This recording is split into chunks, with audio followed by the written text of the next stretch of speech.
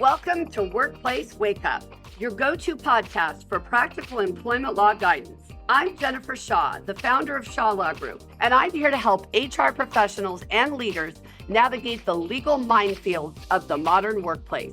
Each week, we tackle real-world issues with clear advice and a little tough love. Let's get started. Hello, everyone. Before we get into today's topic, I want to share a bit more about the project I mentioned last week. It's called Employers Lawyer, or EL. Employers Lawyer is an all-in-one platform that provides HR professionals with a smarter, more consistent way to access guidance, combining technology, practical tools, and access to experienced employment lawyers when judgment and nuance matter. It's not a traditional law firm. Instead, it will deliver ongoing support, clarity, and consistency for real-world HR decision-making. As our first offering, we're hosting a complimentary California Legal Update webinar on February 11th, 2026. During that session, we will cover key developments for 2026 and explain how Employers Lawyer works, including the value it will provide to HR professionals going forward. Registration opens on January 21st, 2026 at employerslawyer.com. Now, let's turn to today's topic. Okay, so let's get started, everyone. I want to talk about employment law trends. Sometimes I feel like when you talk about trends, people's eyes glaze over because you sort of think, okay, this is some lawyeristic thing. Actually, I just want you to know what is going on out there in the universe, okay? And I think now is a good time to do it. We're in our second week of January. We're almost halfway through the month. I really want you to know what's going on out there in terms of litigation patterns, enforcement priorities, and workplace issues, okay? So let's first start talking about employment litigation. As always, we are seeing a ton of wage and hour litigation. PAGA-related cases are still being filed on a regular basis. Remember, we do have an opportunity as employers to reduce our potential liability by doing those audits and making sure that we're checking on our processes and procedures up front and taking actions to correct problems as soon as we find them, right? As soon as they become apparent. So there's a lot going on there in terms of what you can do to minimize your liability, but understand that there are still a number of plaintiffs' lawyers out there who are very happy to file these cases, and your wage and hour house has got to be in order.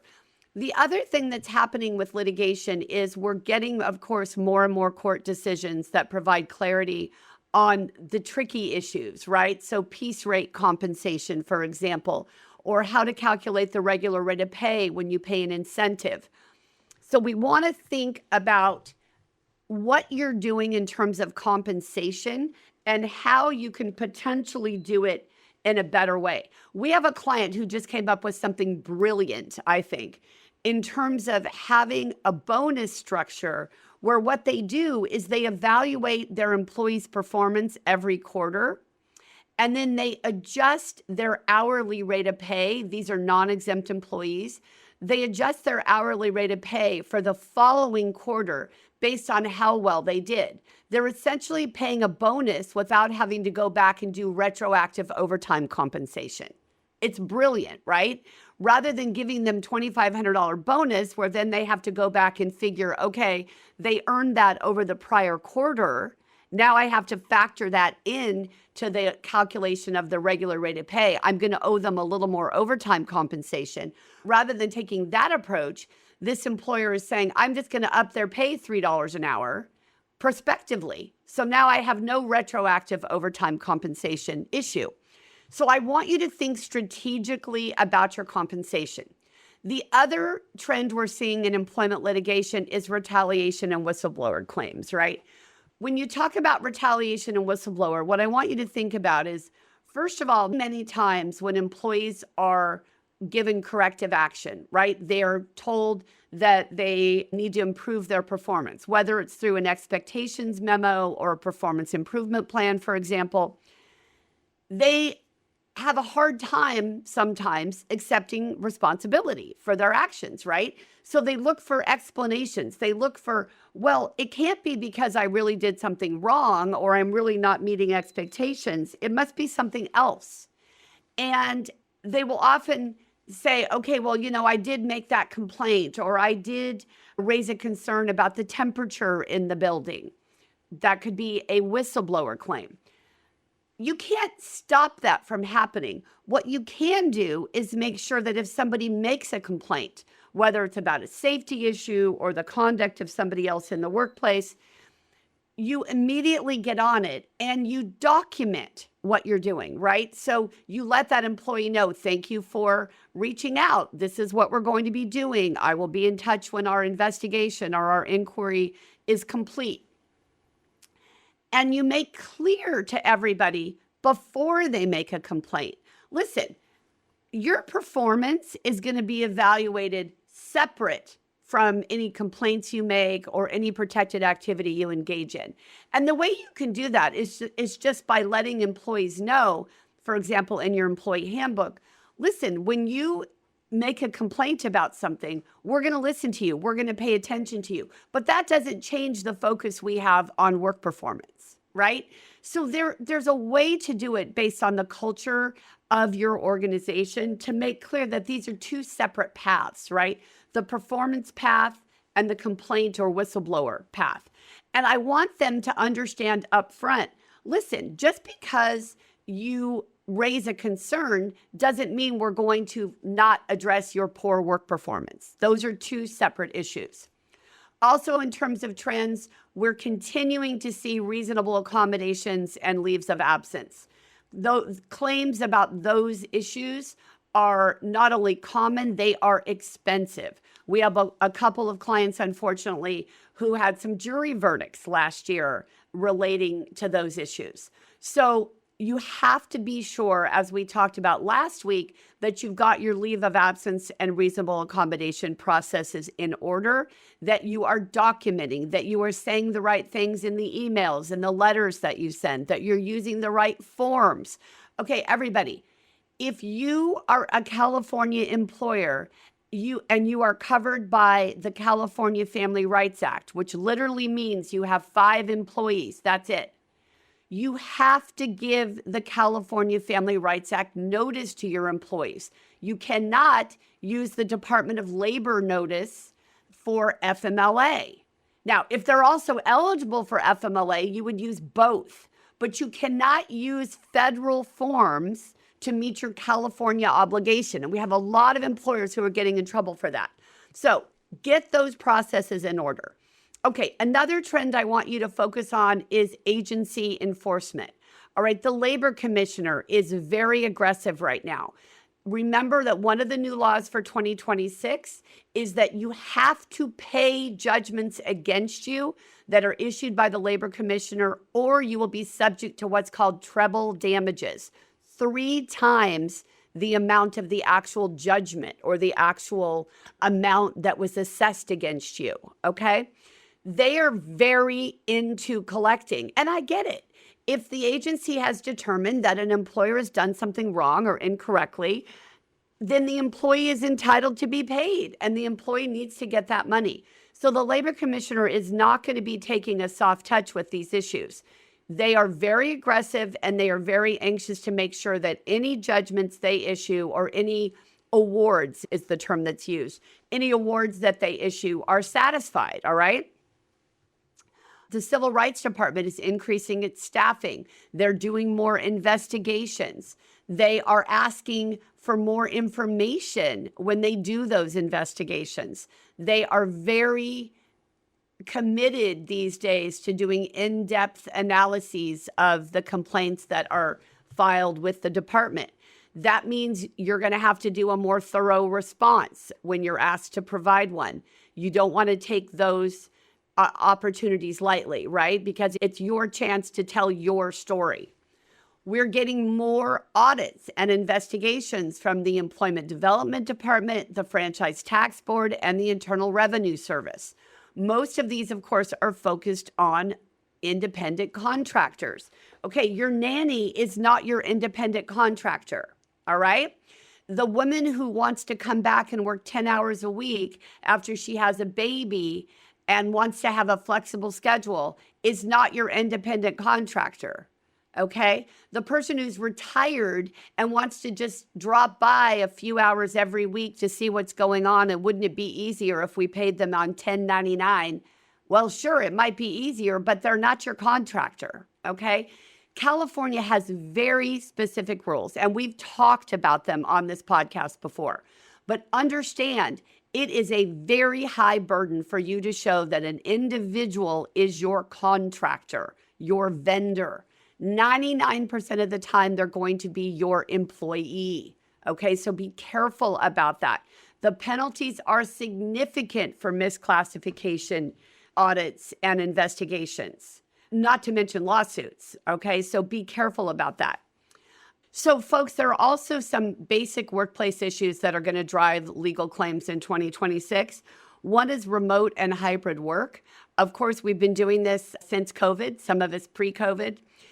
Folks are now being asked to come back to work. They don't like it. We have many lawyers in our firm who would prefer to work at home. They come to the office a couple days a week, or they stay remote a couple days a week. That's what they like. That's fine. But what you have to do is you have to make sure that you are complying with all of the rules. So for example, if you have somebody who's an hourly employee, you have to make sure they're getting paid. You have to deal with, if you require them to come to the office on a day that they're not scheduled to come to the office, that's not commute time. You're going to have to pay for that time. You have remote expenses if you're requiring them to work at home. So make sure that you have good agreements for remote and hybrid work. Also, performance management. I cannot believe in 2026, we're still having to talk about managers and supervisors documenting performance conversations. But when I have an employee situation where the employer tells me, well, yes, I've been giving them feedback for the last 5 years about how terrible they are. And I say, is there anything in writing? And they say, well, no, we're kind of busy, or we didn't have a great supervisor. That doesn't work, right? It basically didn't happen if it's not in writing. Let me just say it that way. You got to get this stuff in writing. It's just critical. Obviously, also workplace investigations. As you all know, we do a ton of investigations every year, and they are really coming under scrutiny. We have more and more plaintiffs' lawyers who want our notes, who want our documents. They're protected under the attorney-client privilege and the attorney work product for most of our work. For you guys, if you're doing internal investigations, that may not be the case. You have to be very careful what documentation you're creating to ensure that you are fair and unbiased, and that not only are you actually fair and unbiased, but that your documentation doesn't create sort of an alternative perception there, right? It doesn't look like you're out to get, quote, one of the parties involved in the investigation. So these investigations have to be done thoroughly and objectively. And when you don't do that, we are seeing more and more lawsuits that are focused on the quality of the investigations. Now, in a similar vein, one of the trends that we are already seeing in 2026, only 2 weeks in for a couple of our clients, is manager conduct that is inappropriate. And these are folks who have been promoted or hired into senior, more responsible roles, and they are not behaving appropriately. And then we don't get rid of them because they're good producers, right? They generate a lot of revenue, or the client really loves them. And we tend to excuse the conduct from these high performers. We have to be really careful about that. And the plaintiffs' lawyers are onto it. They are very focused on what are managers and supervisors doing. So not only do you have conduct issues, but when these leaders send Teams messages or emails that are not appropriate, or show some sort of bias or some sort of retaliatory intent, we're going to pay for that. So this is where training comes in, and this is where you really have to explain to managers and supervisors, especially folks who, well, I guess that's not true. I was going to say especially folks who you promote, who may now have to manage their former coworkers. Yes, that's a challenge. But even people who you hire into a more senior role as a manager or supervisor, you don't know what training they had at their prior employment, right? You don't know if they know what they're supposed to be doing. These folks have to be impeccable. And I know from personal experience, it is really tough. It's not easy to always be on your best behavior. I have a hard time doing it. But you've got to hold that expectation out for all of your leaders in the organization. And that is not only, as I said, their conduct, but also what they're putting in writing, Teams messages, email messages, etc. So how do you stay ahead? Really, three main things I want you to think about in terms of these trends. One is training. I told you we were going to talk about training a lot in 2026. That proactive training will pay off 20 times over if you're doing it and it's well done and you've got the right content and the right delivery. Look at your policies and procedures. Audit your practices. As you know, we have a very robust audit practice led by Elena Schroeder. In our firm, it's terrific. She's amazing. She gets you right down to the nitty-gritty detail and helps you figure out what steps you need to take to remedy situations. You've got to do audits. You've got to review what's going on, not only for potential wage hour PAGA exposure, but for everything else, right? Is your complaint process in order? Is your payroll process in order? All of the things that you do as an HR professional needs to be done compliant with best practices, right? And of course, the law, but the law doesn't always dictate every little detail. You're going to have to think about the big picture and what are the things that you want to be doing to create the most compliant culture you can. And then finally, when you need to call counsel, call counsel. We're trying to help you as employers be as self-sufficient as you can and not need to call legal counsel as frequently. But when you got to do it, you got to do it. And when something in your gut says, hey, I need some extra help on this, get that extra help. Reach out to your resources so that you're not making mistakes that are hard to fix. Everybody, I know there's a lot to do in the new year, but we can do hard things. You know that. And I promise you will sleep better at night if you feel like some of these things have been handled. So after the episode here today, create a little to-do list for yourself. Make sure you've got everything handled and ready to roll. And we're going to have a great 2026. So thanks, everybody. I'll see you next time.